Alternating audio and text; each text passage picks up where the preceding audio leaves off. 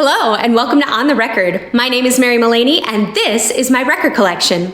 This week we're on location in the Upper Peninsula of Michigan, so while we're surrounded by trees, it seems like a pretty good time to take a look at The Apple Tree. Written by Jerry Bach and Sheldon Harnick, the original production was directed by Mike Nichols. At the time, Jerry Bach was reading a ton of short stories, and the team was looking to avoid the common second-act trouble that was plaguing musicals at the time. What they decided to do was avoid writing a second act altogether and use some of the short stories to write individual musical playlets. The original theme they were going with was dealings with the devil, but eventually that morphed into people thinking they wanted one thing, getting that thing, and realizing that's not it at all. The first story was based off of The Diaries of Adam and Eve by Mark Twain. The second is called The Lady or the Tiger, in which a man must choose for different doors without knowing what might be behind it. And the third is called Passionella, a parody version of Cinderella written off of a graphic narrative by Jules Feiffer. The original production starred the quirky soprano Barbara Harris.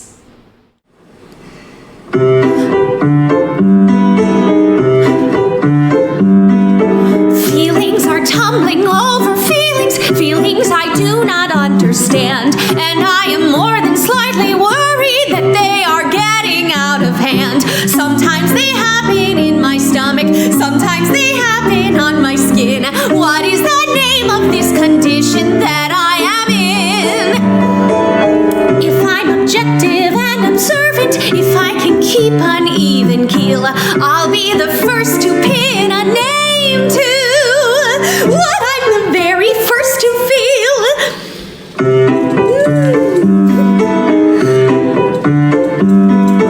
I am the first to face this problem. I am the first to have this dream. How can I harness his attention? How can I harvest his esteem? Am I sufficiently attractive? Should I do something with my hair? Is there some tidbit that will please him? What should I wear?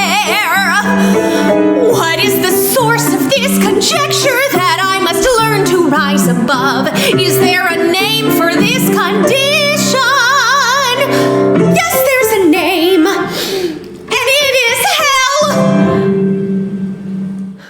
The team originally hired a book writer named Jerome Coopersmith, and though he wrote a fabulous book, they couldn't get a single song out of it, so Bach and Harnick ended up writing the book themselves.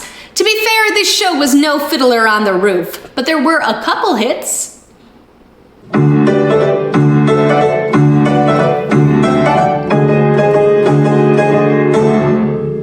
Look at me. I am gorgeous. I am absolutely gorgeous. Here's this avalanche of beauty in one woman. Look at the way all of the parts fit together. Stunning. See the way my nose stopped running. I was positive this creature was there inside the old me. Bottled up waiting to get free. Now I see the real me. Look at this. Look at that. Look at those. Let me just feel me.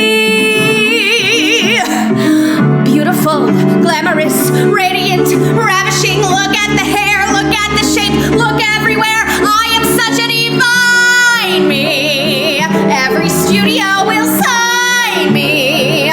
My cup runneth over. Whoever saw such a complete wow? Nobody would say no to me now. No one is as